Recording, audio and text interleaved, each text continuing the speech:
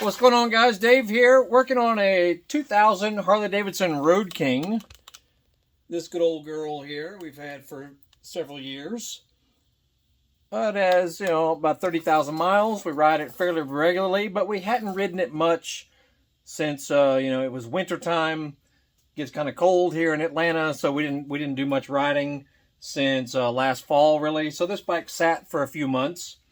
And I'm going to show you something that some people may panic over if they see on their Harley that has, hydraulic shocks.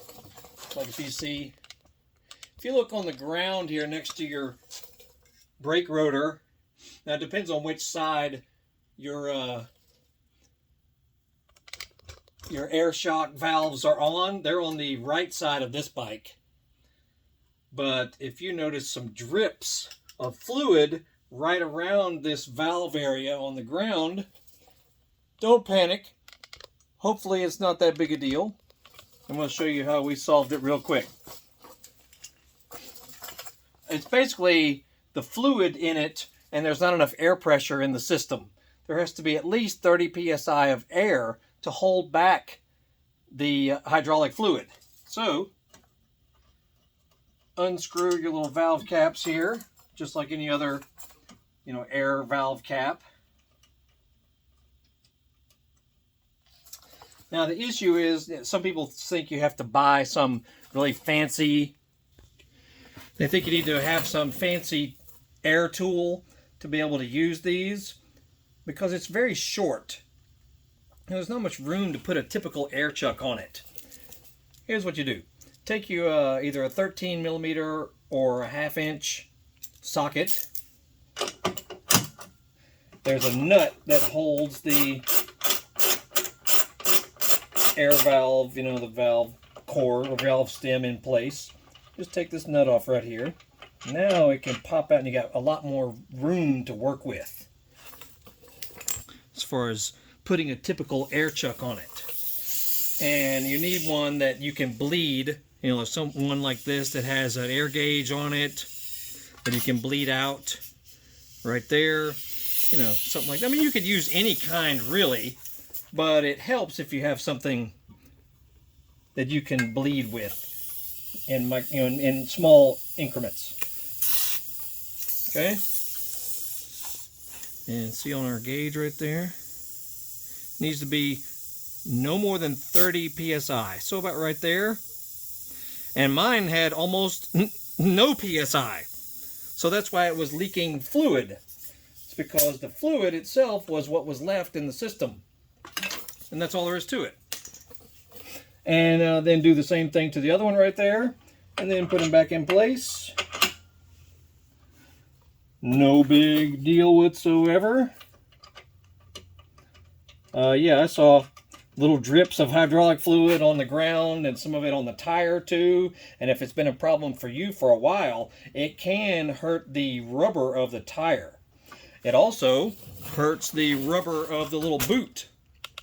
We actually sell these. See these little boots on the shock absorber right there? See how it's kind of eating away at the rubber? So it's really important to solve this quickly. And we won't do that for this task, but I'm actually going to go ahead and replace the boots right here. And we sell those on our eBay store. I'll put a link down below for those. But yeah, really, that's all there is to it as far as solving that problem that looks like something as a nightmare at first, but it's not that big a deal. And then just gently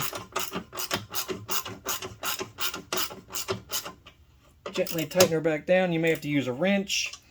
Use a 13 on the back right there so you can get you a little more torque on it, but you don't have to tighten it very hard. And then do the same thing to the other one.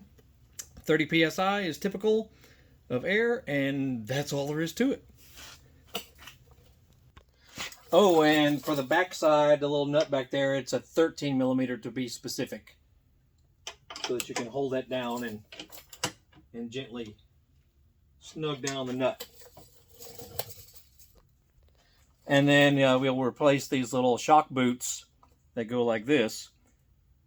We sell these on our eBay store, very popular item. I'll put a link down below for these. These fit not only the older Harley touring models like this, they also fit some of the older Honda Gold Wings and some Kawasaki, I believe the Kawasaki Spectre, and some other models that have little rear shock boots like this. Yeah, we sell those on our eBay store, so check it out. Anyway, this is a good old, this is called the OG, our 2000 Harley Road King. We've got a few other videos on this bike, you know, little things we've done to it over the years, as well as another Harley Davidson. You know, we've got a custom hardtail bobber with all kinds of fix-it videos and how-tos and do-it-yourselfs and all that, as well as other motocross bikes, dirt bikes, cars, trucks, stuff around the house. So check out our other videos on our channel, and we hope that you like, subscribe, follow, comment, all that blah-bitty-blah. Anyway, that's it for now. Y'all have a great day. We shall see y'all later.